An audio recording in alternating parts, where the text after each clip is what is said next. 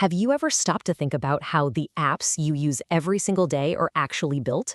It's not some kind of magic, it's a real discipline. And today, we're going to pull back that curtain and see exactly how professional software gets made. But before we can get into the how, we've got to talk about a pretty frustrating reality. Why does it seem like almost every software project you hear about goes way over budget, blows past its deadlines, or, just flat out fails to work?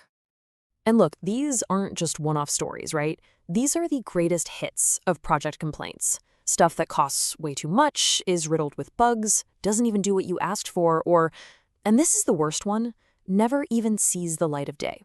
This right here is the exact problem that the entire discipline of software engineering was invented to fix. Okay, so to really understand the solution, we first have to get to the root of the problem.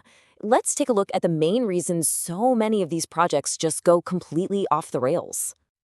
So yeah, poor management and not having enough resources, those are definitely big factors.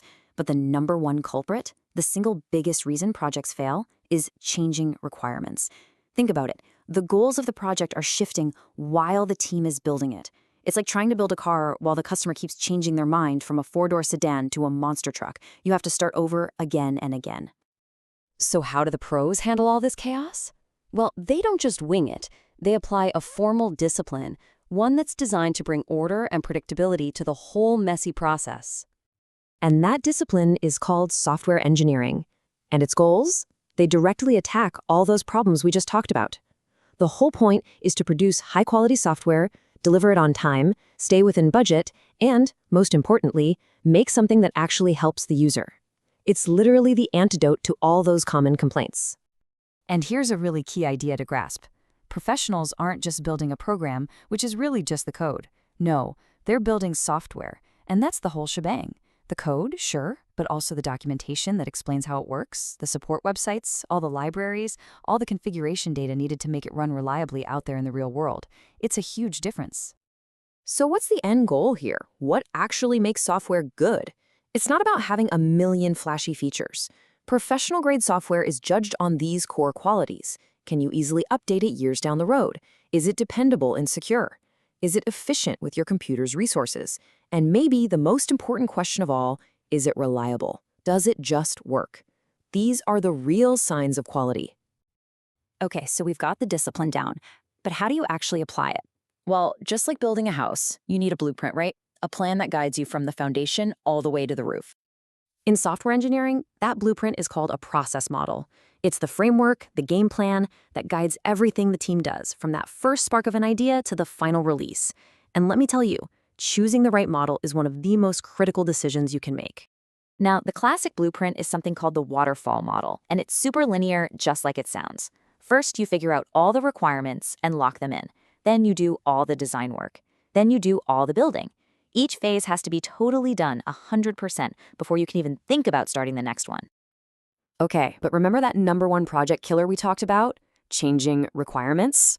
Yeah, waterfall. It just can't handle that. It's too rigid. So a totally different philosophy popped up, agile. And this slide just nails the difference.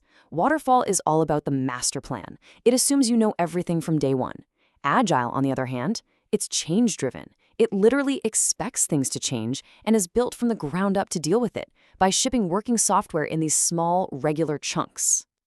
So let's zoom in on this agile approach because honestly, it's how most modern software teams get things done. And you'll see it's not just about the process, it's about the people and how they work together. So the most popular way to do agile is a framework called Scrum.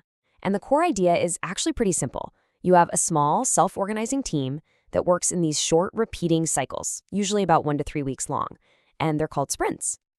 And when I say small team, I mean it. Research and experience have shown that the sweet spot is somewhere between 5 and 9 people. So why that specific number?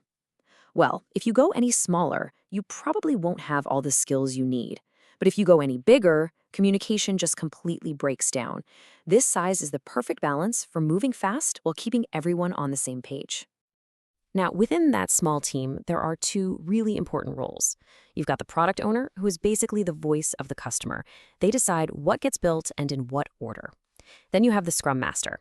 Now, this is not a manager who tells people what to do. Think of them more like a coach, someone whose only job is to protect the team and clear any roadblocks out of their way. It's a huge shift from traditional management. And every single sprint follows the exact same rhythm. It kicks off with a planning session, where the team commits to a small chunk of work. Then you have quick daily syncs to keep everyone aligned. At the end, they actually show off the working software they built. And finally, they reflect on how they can get better next time. It's this constant, tight loop of build, learn, and improve. All right, so you've got a great team, you've got a great process. That's awesome. But it's all completely useless if you're not building what the user actually wants and needs. So the million-dollar question is, how do you figure that part out? Well, the work gets defined in two main ways. First, you have functional requirements.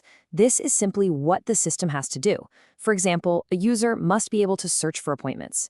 Then you have non-functional requirements. This is all about how well it has to do it. For example, search results have to pop up in under 1 second.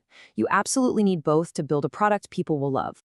And to capture those functional requirements, Agile teams use a super simple but incredibly powerful tool called a user story. It's a template that forces you to frame every feature from the user's point of view. It makes the team think not just about the action, but about who's doing it, and more importantly, why they're doing it. It keeps everyone focused on delivering real value to a real person. Of course, you're always going to have more ideas than you have time or money. So how on earth do you decide what to build first? A fantastic technique is called Muskoff prioritization. You just categorize every single feature as either a must-have, a should-have, a could-have, or a definite won't-have, at least not this time around. It's a really simple way to bring clarity and focus to a project. Which brings us to one last really interesting question to chew on. We've seen how a structured process can bring order to chaos. And we've seen how a talented, agile team can thrive on that chaos. So if you were forced to choose, if you could only have one for your next big project, a perfect flawless process, or a perfect unstoppable team, which one are you betting on?